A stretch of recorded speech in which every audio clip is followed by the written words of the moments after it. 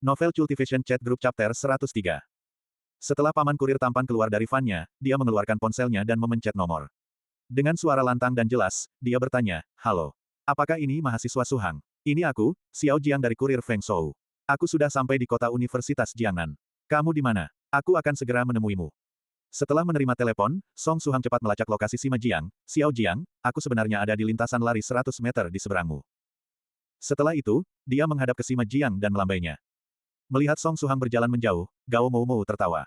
Gao Moumou melangkah maju, menepuk bahu Suge Zongyang. Dengan ekspresi aneh, dia menunjuk ke arah Sima Jiang yang jauh, "Lihat kurir itu. Ketampanannya tidak kalah denganmu, kan? Lagi pula, di usianya dia bahkan punya daya tarik lebih maskulin darimu. Ketampanan dan keanggunanmu lemah sekali di hadapannya."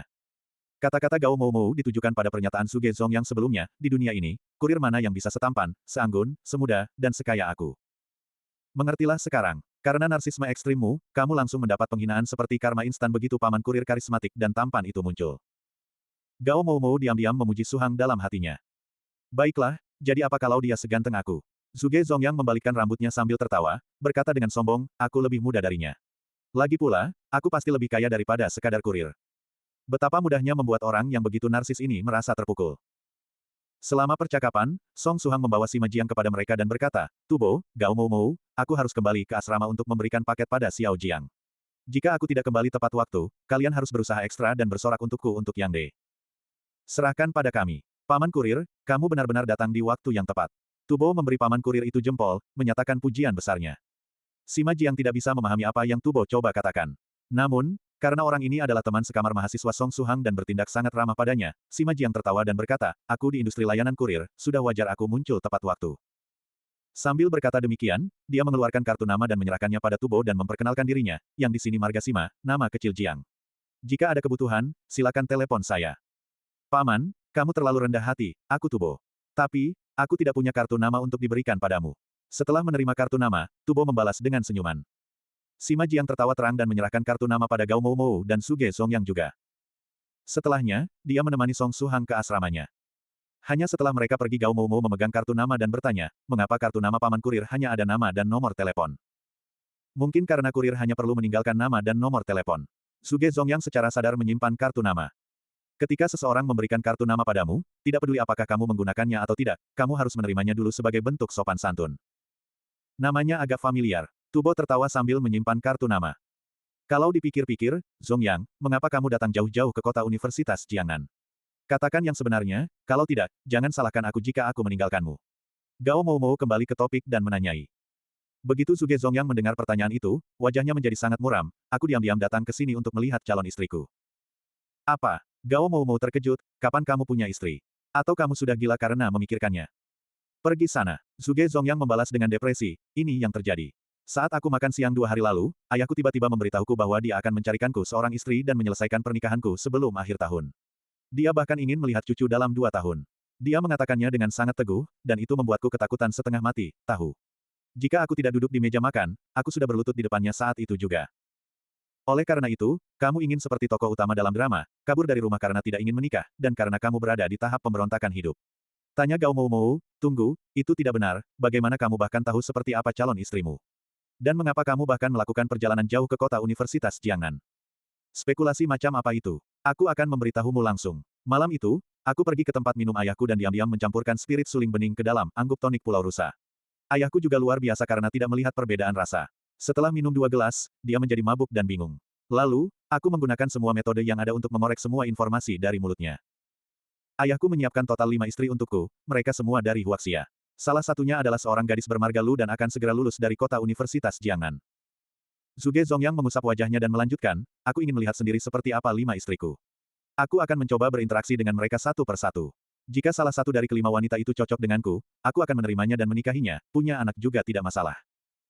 Namun, jika kelimanya tidak cocok denganku dan kepribadian kita bentrok, maka aku akan segera kembali untuk mencari wanita yang cocok denganku sebelum tahun berakhir. Kami berdua akan bergandengan tangan dan cepat punya anak, memuaskan keinginan jahat orang tua untuk punya cucu. Itulah alasan mengapa aku buru-buru datang ke sini." "Kamu juga cukup nekat." Gao Moumou menghela napas, "Bagaimana jika ayahmu hanya mengatakannya secara spontan?" "Tidak mungkin, dia pasti punya rencana. Jika hanya spontan, mengapa dia repot-repot menyiapkan 5 istri yang cocok untukku?" Zhuge Zongyang mendengus dingin, lagi pula, ketika aku berusia 10, ayahku sudah mulai membicarakan tentang mencari istri untukku. Setelah merencanakan selama bertahun-tahun, dia pasti bertekad untuk mendapatkan cucu. Dia memikirkan mencari istri untuk anaknya ketika dia baru berusia 10 tahun. Dan ada anak yang akan menuangkan minuman beralkohol tinggi ke dalam anggur obat ayahnya. Gao Moumou memutar matanya. Seperti yang diharapkan, keluarga Zhuge dipenuhi orang aneh. Betapa butanya aku sebagai anak kecil sampai bergaul dengan keluarga ini. Di tempat lain, Sima Jiang melirik informasi penerima setelah mengambil paket panjang dari Song Suhang. Penerima, Master Tong Xuan. Ini lagi orang berpengaruh. Kali ini, aku harus secara pribadi mengantarkan paket dan berkenalan dengan Master Tong Xuan. Bahkan jika tidak berkenalan, aku harus membuatnya mengingat namaku setidaknya. Mahasiswa Suhang, jika itu saja, aku akan mengambil paketnya. Aku jamin bahwa aku akan mengantarkan paket ini dengan kecepatan tercepat yang mungkin. Sima Jiang dengan kuat memegang paket di tempatnya dan berkata, tidak perlu terburu-buru, kamu bisa mengantarkannya secara normal. Omong-omong, berapa ongkos kirimnya? Tanya Suhang. Untuk pengiriman biasa, 10 RMB sudah cukup. Balas Sima Jiang. Song Suhang membayar ongkos kirim, terima kasih sudah datang jauh-jauh ke sini. Jangan sebutkan, jika mahasiswa Suhang pernah membutuhkan pengiriman lain, jangan ragu untuk meneleponku. Aku tersedia 24/7. Sambil membawa paket pergi, Sima Jiang menepuk dadanya untuk meyakinkan. Setelah berpamitan pada Suhang, dia dengan riang memasuki van pengirimannya dan berkendara menuju markas kurir Feng Shou di Jiangnan.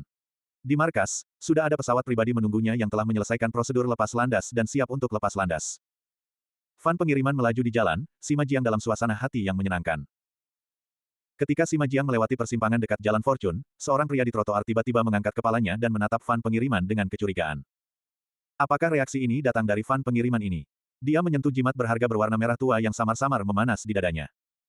Apakah keturunan klan Su ada di dalam? Mengapa pergi dengan van pengiriman? Tanpa waktu untuk berpikir, pria itu cepat naik skuter terdekat, memaksimalkan akselerator dan mengejar van pengiriman. Waktu dengan cepat berlalu. Pagi hari berlalu, dan ketiga teman sekamar sudah selesai mengambil bagian dalam kompetisi olahraga. Selama sore hari, Zhuge Zongyang menyeret Gao Moumou pergi untuk membantunya memikirkan cara untuk mengajak kandidat calon istrinya berkencan. Gao Moumou tidak akan bisa kembali dalam waktu dekat. Di sisi lain, Yang De memutuskan untuk mengurung diri di kamarnya setelah benar-benar menghabiskan kalori yang dia simpan selama bertahun-tahun dalam lari 100 meter. Tubo mengambil laptopnya dan mengikuti Yang De untuk mengurung diri. Ini karena internet Yang De lebih cepat daripada sekolah. Suhang memandang langit yang jarang berawan. Cuaca bagus. Aku harus pergi berkultivasi. Sekarang, dia akhirnya bisa menguji efektivitas pil Qi dan darah yang dia dapatkan kemarin.